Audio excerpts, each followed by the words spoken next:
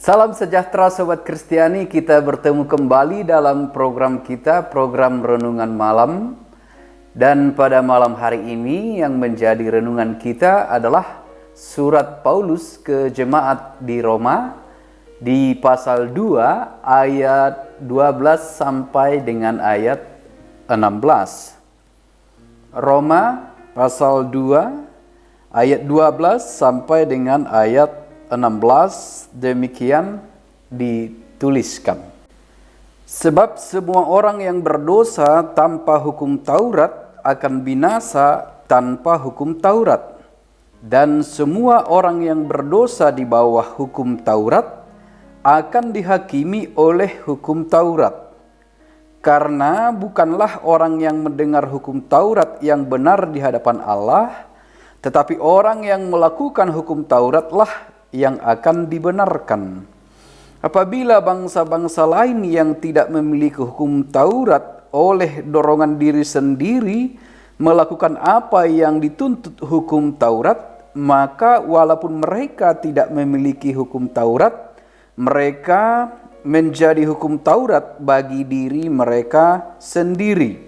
Sebab dengan itu mereka menunjukkan bahwa isi hukum Taurat ada tertulis di dalam hati mereka, dan suara hati mereka turut bersaksi, dan pikiran mereka saling menuduh atau saling membela.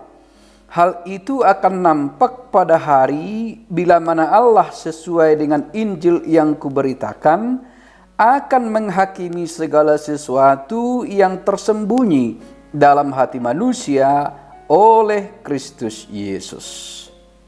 Demikian dituliskan. Sobat yang dikasihi Tuhan Yesus Kristus, kita sering mendengarkan pelaku kejahatan yang ditetapkan masih di bawah umur, menyangkut kepada kitab undang-undang hukum pidana yang sering kita dengarkan di televisi atau dalam peristiwa-peristiwa kejahatan yang terjadi. Soal ambang batas berapa usia yang ditetapkan sebagai pelaku di bawah umur itu kadang bisa berubah sesuai dengan penetapan-penetapan pemerintah ataupun pihak yang berwajib.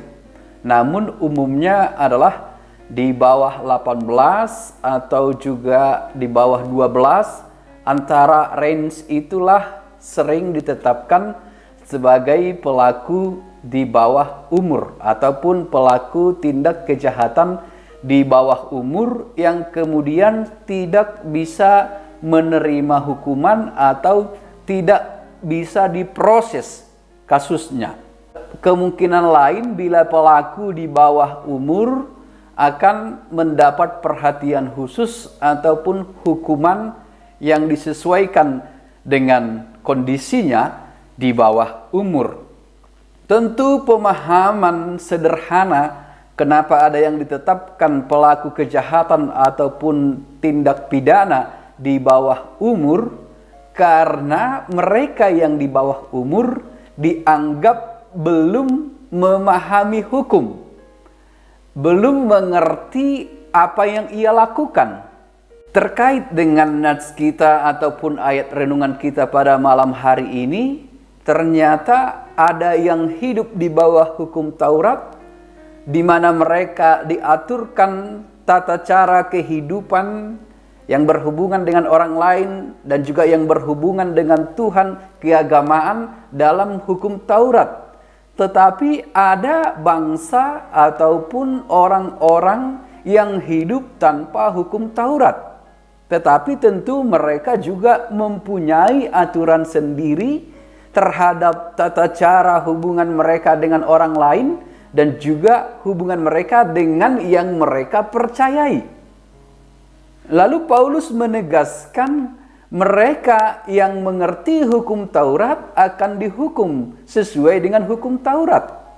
Tetapi mereka yang tidak mempunyai hukum Taurat, oleh kebenaran atau tata cara aturan yang mereka percayai sendirilah yang menjadi tolak ukur penghukuman atas mereka.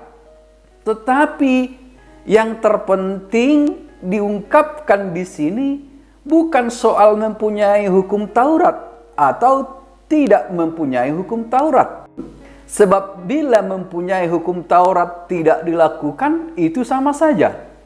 Malah lebih baik dengan mereka yang tidak punya hukum Taurat tetapi melakukan yang baik. Namun bila hukum Taurat itu dijadikan menjadi satu panduan penuntun pada kehendak Allah, itu menjadi benar. Dan hukum Taurat itu menjadi bermanfaat untuk mengajar ataupun memberikan petunjuk kehidupan. Paulus menyebutkan di sini dalam ayat 13, karena bukanlah orang yang mendengarkan hukum Taurat yang benar di hadapan Allah, tetapi orang yang melakukan hukum Tauratlah yang akan dibenarkan.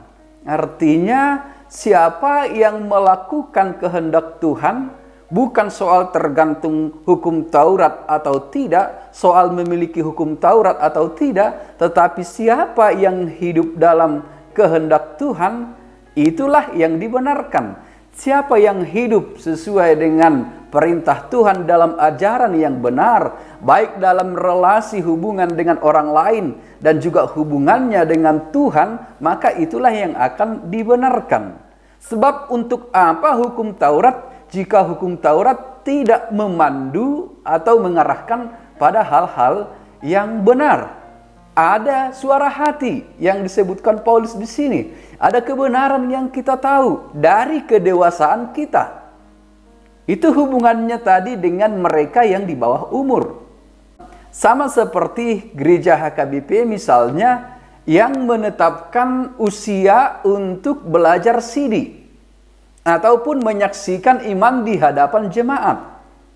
Di HKBP secara khusus, golongan ataupun kelompok jemaat ada dua, yaitu jemaat dewasa, tidak peduli berapapun umurnya asalkan sudah menyaksikan iman, naik CD, dan kelompok jemaat anak-anak, berapapun usianya 30 tahun, jika dia belum menyaksikan iman, dia dianggap anak-anak. Tingkat kedewasaan dari gereja berbeda dengan negara. Negara menetapkan secara umum, tetapi gereja menetapkan lebih fokus pada menyaksikan iman, kedewasaan iman. Maka sering disebutkan bila seseorang telah menyaksikan iman, dosamu telah engkau tanggung sendiri. Sebenarnya ungkapan itu tidak sepenuhnya benar. Sebab dari kecil juga dia menanggung dosanya sendiri. Hanya ketika dia kecil, dia tidak memahami apa yang dia lakukan. Lalu apa yang harus dia tanggung? Ketika dia belum menyaksikan iman, belum memahami kebenaran dan tata cara petunjuk kehidupan yang benar, dia melakukan dosa, dengan apa dia harus dihukum? Maka disebutkan setelah dia menyaksikan iman, ataupun setelah dia naik CD, dia mengerti kebenaran dan mengerti kehendak Tuhan, dia disebut sudah dewasa untuk bertanggung jawab bila dia melakukan pelanggaran, bila dia melakukan kejahatan, sebab dia sudah memahami hukuman dan sudah memahami akibat dari pelanggarannya itu. Dan selanjutnya disebutkan oleh Paulus di sini, kita masing-masing memiliki suara hati yang menuntun pada kebenaran. Ayat 14 misalnya, apabila bangsa-bangsa lain yang tidak memiliki hukum Taurat oleh dorongan diri sendiri melakukan apa yang dituntut hukum Taurat, maka walaupun mereka tidak memiliki hukum Taurat, mereka menjadi hukum Taurat bagi diri mereka sendiri.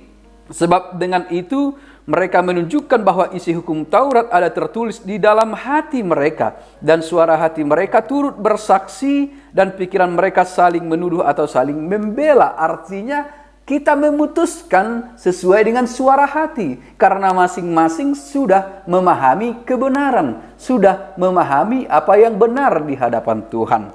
Dan pada akhirnya disebutkan hal itu akan nampak pada hari bila mana Allah sesuai dengan Injil yang kuberitakan akan menghakimi segala sesuatu yang tersembunyi dalam hati manusia oleh Kristus Yesus.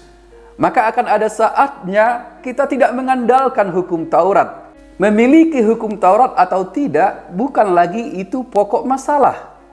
Yang penting kita ingat adalah tanpa hukum Taurat atau dengan hukum Taurat pun kita akan menghadapi pengadilan yang sama dari Tuhan Allah kita.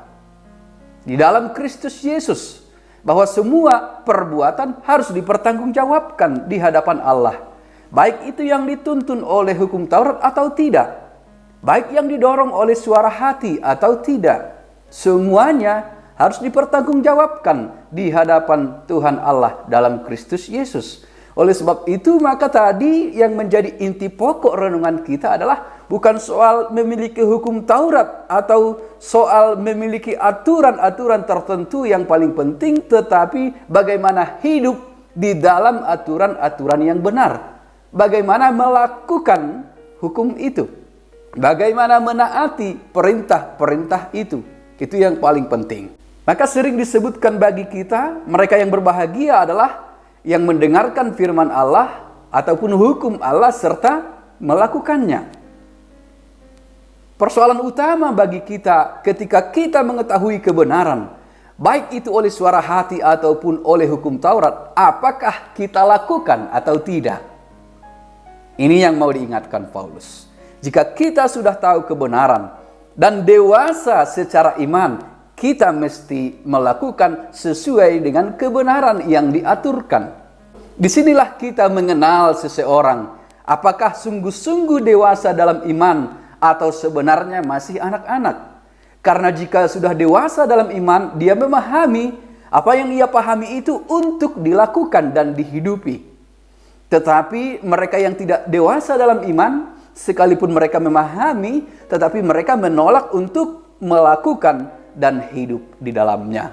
Semoga kita semua menjadi pelaku-pelaku firman, pelaku-pelaku hal yang benar di hadapan Tuhan. Amin.